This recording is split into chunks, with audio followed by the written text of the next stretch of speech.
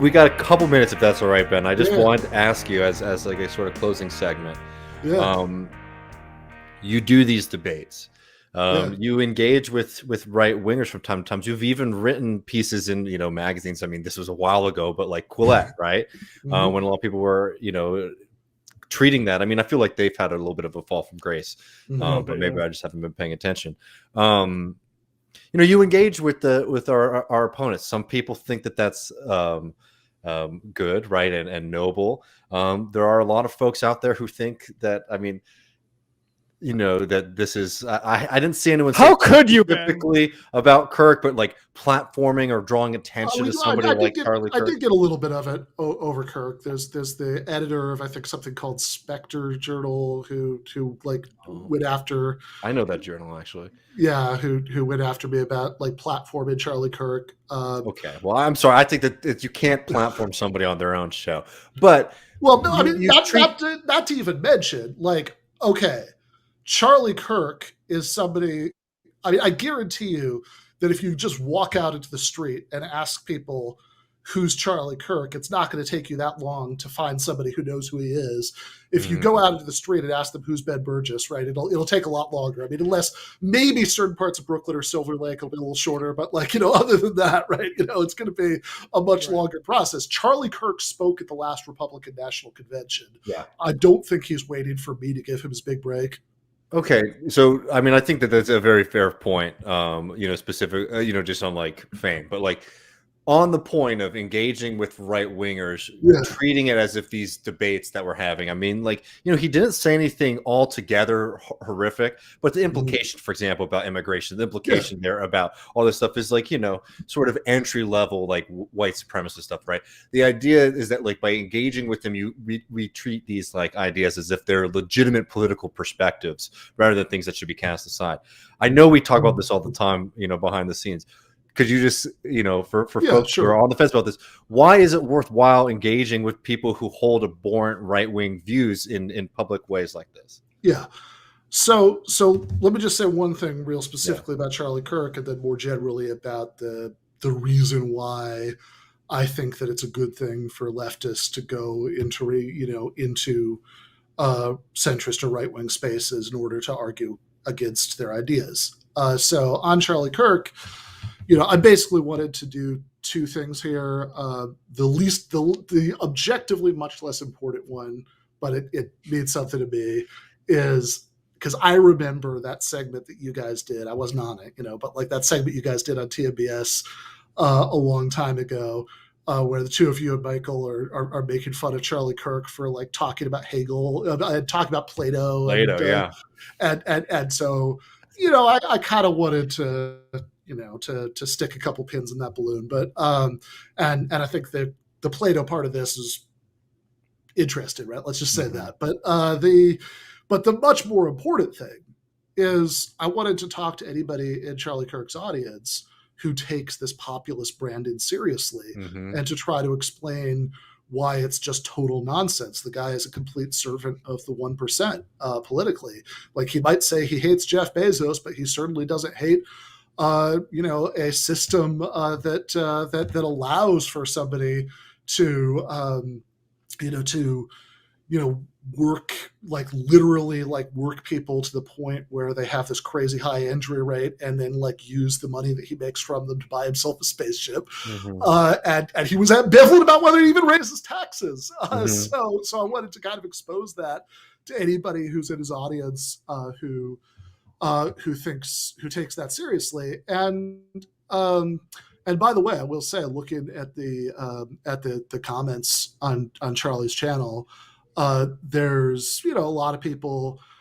A lot of people have a lot to say, about my appearance and this and that and the other thing, but like not a lot of, remember when Charlie really got him on X, right? Like, if anything, like by far the most common negative comment was that I didn't let him talk enough on his own show. I mean, frankly, I mean, I won't, make you embarrass yourself by complimenting yourself too much. But people should go read the comments. I mean, they are very interesting to see. A lot of people saying like, "Well, I disagreed with him on all of these things, but like on this point, like, oh, he made a good point about this, this, and that." And, like that is worthwhile. And I'm sorry, there's a reason why the right wing is investing money into doing these kind of outlets. Debate shows.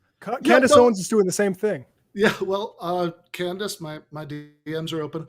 Although really, I want Jason Miles to take that one. But in any case,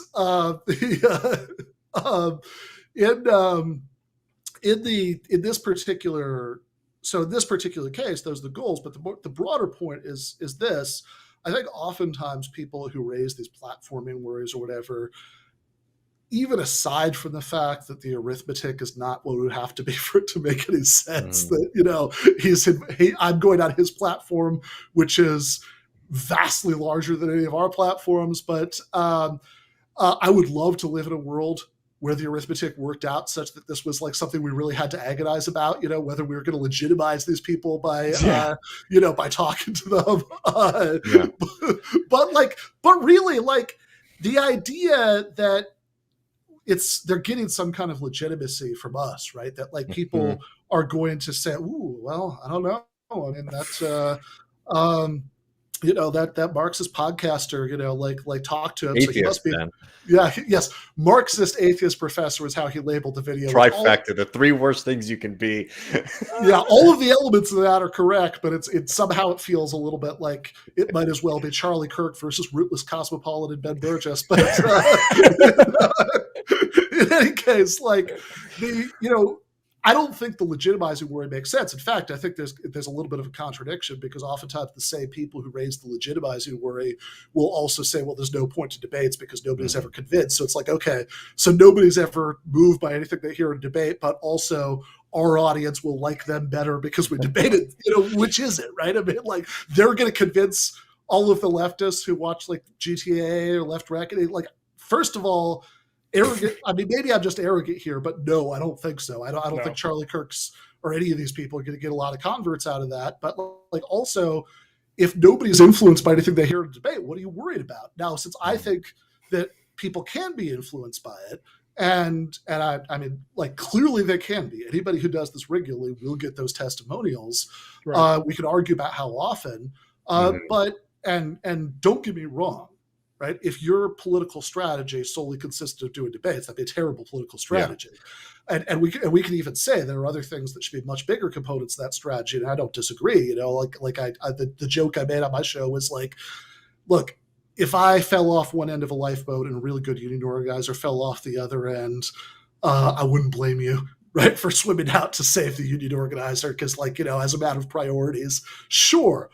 But if some of us are going to do things like do media, then it seems to me that one of the best things we can do is do stuff like this, because we live in a world where traditional media has just been shattered, and everybody can curate their own media diet as they want. So the effect of that is that whether we're talking, I mean, I don't know that Quillette would print something that I sent them now, but whether we're talking about those forays back in 2019, where sure, I'm going to the Bad People magazine, but I'm going to the Bad People magazine to argue that they're wrong. Yeah.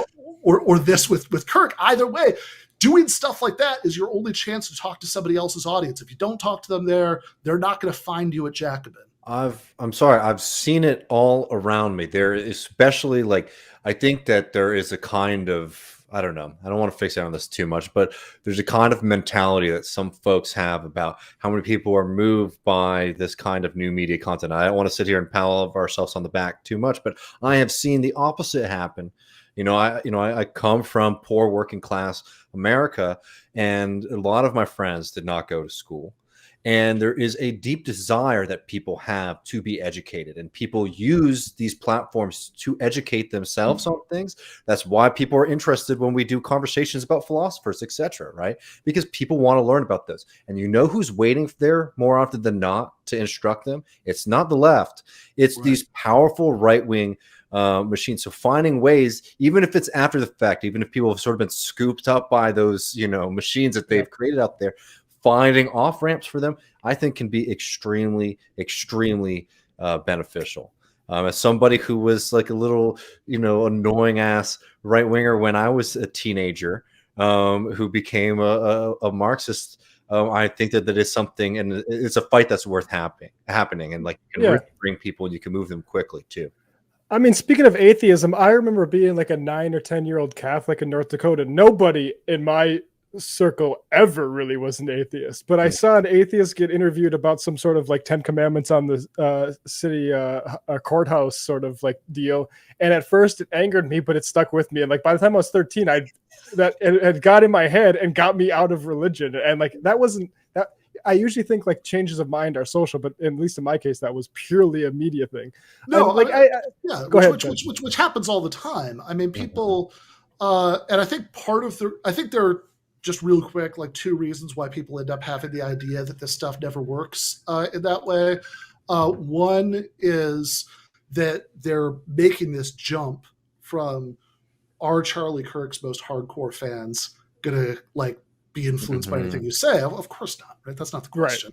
Right. Or they'll even be like, oh, but you're not gonna, why argue with somebody who's arguing in bad faith? Because the point is not that you're trying to convince him, right? The point is you're trying to convince anybody who's convincible in the audience, which means people who might be a little bit sympathetic, but they're certainly giving him a hearing. They're not necessarily married to it yet, or people who maybe even used to be hardcore fans, but for whatever reason, for 1,000 reasons, they might be right now. You catch them at a point in their life where they're open to something different. And what Matt is describing, I think, goes to the other thing, which is that people will say, well, look, nobody is convinced, because what they really mean by convinced is that like right there in the room, you're like, oh shit, you're right. They,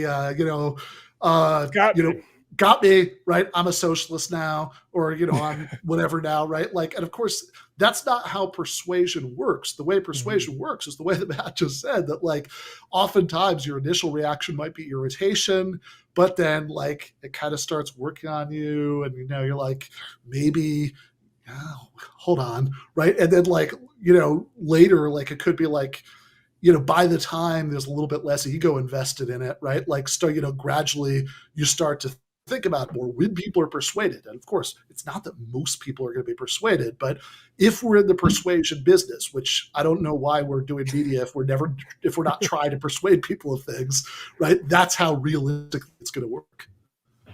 Yeah. And I would say the same thing of the Anna Kasperi and Ben Shapiro debate, which I thought like the calculus that like you can platform Ben Shapiro, a guy who is the top of Facebook all the time and literally invited by a chamber of commerce. Like more people are going to watch that debate online than we're in that arena. And like, it's good to have somebody there giving good counter examples.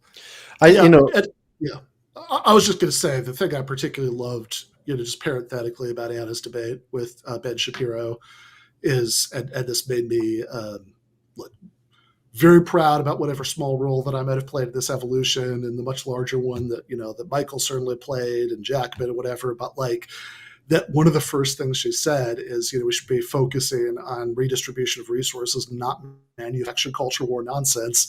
And that actually put Ben Shapiro in the position where he had to say it. He did say this in the debate. Well, I take exception to saying it's all manufactured nonsense. So it's like, make him be the guy who says this is great. We should absolutely be doing never-ending 24/7 culture war. That's going to be a real winner, with most people. Yeah, yep, exactly. I think that's phenomenal. Well, for people who are unfamiliar, I'm sure most people are familiar with the great Ben Burgis. Check out his show, Give Them an Argument, and his upcoming book. Could you give people a quick tease about the Hitchens book? We're going to have you on for sure once that comes out. Yeah, so it's called Christopher Hitchens, What He Got Right, How He Went Wrong, and Why He Still Matters. And Hitchens, this is actually something that I started thinking about because on TMBS in the last phase, we were doing all of these throwback clips, and that's a well that we kept going back to was the Hitchens clips, and I'll I also whatever I like. if you've been out drinking with me, like you've probably had a Hitchens conversation at some point, right? But like that really got me thinking about this stuff, and basically what I want to do. I've had that conversation with David numerous times, but in basically what I wanted to do in this book was a couple things, which is one is just to kind of have a more balanced portrayal that you get either for the super fans, right, or from people who just kind of want to denounce him because, sometimes for good reasons even, right, to denounce him. But then I also wanted to say, look, there's this whole body of work from 1971, which is the first time there's a book with Christopher Hitchens' name on the cover. Fun fact, that book was a collection of essays by Marx and Engels of the Paris Commune, introduction by Christopher Hitchens, through 2001, when he publishes Letters to a Young Contrarian, which is really where he's starting to slip away from that socialist position. In those 30 years, he put out this body of work that I actually I want to introduce this audience of young socialists who might not be familiar with it to it, who might only know him from the new atheism and neoconservative foreign policy positions period of his life. And then the last thing is that I want to explore, as somebody who was doing really good work for a long time, but who clearly did take a disastrously long turn at the end, let's try to think a little bit harder about how that happened.